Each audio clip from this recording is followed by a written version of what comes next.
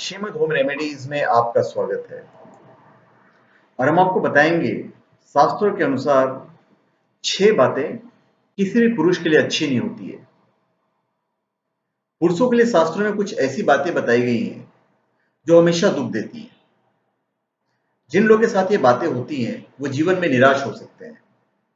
मैं आपको 6 ऐसी बातें बताऊंगा जो पुरुषों के लिए अच्छी नहीं है। पहली है उम्र और पद में छोटे व्यक्ति से अपमान।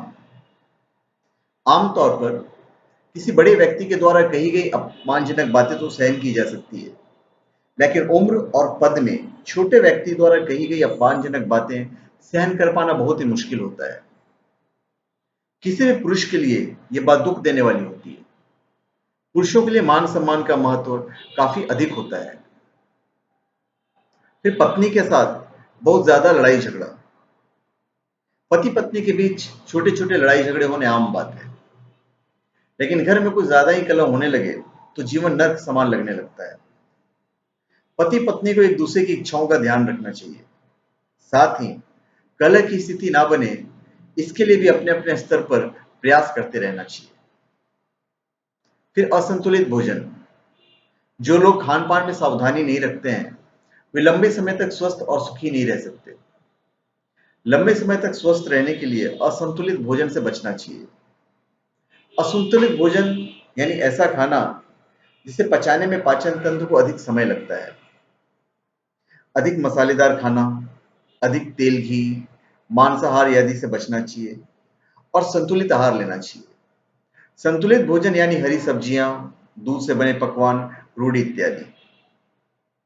फिर बुद्धिहीन संतान। यदि किसी व्यक्ति की संतान बुद्धिहीन यानी मूर्ख है तो यह बात हमेशा ही दुख देती है।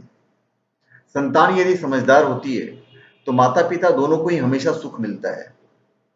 मूर्ख संतान हर रोज कुछ न कुछ गलत काम करेगी और उसकी वजह से माता पिता को परेशानियां होगी।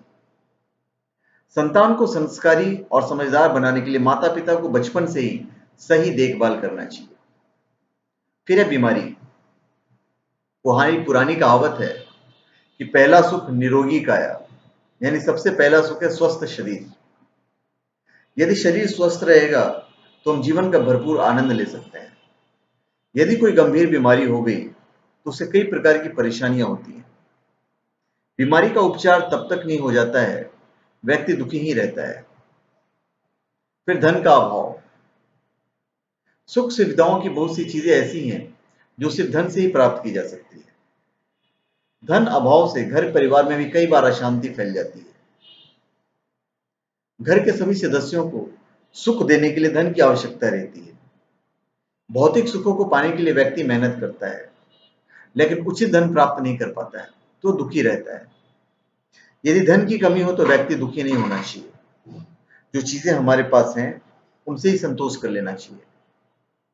मेहनत करते रहेंगे तो धीरे धीरे धन की कमी भी दूर हो सकती है। तो धन्यवाद। आप हमारे चैनल पर सब्सक्राइब करें और अपने कमेंट दीजिए। धन्यवाद।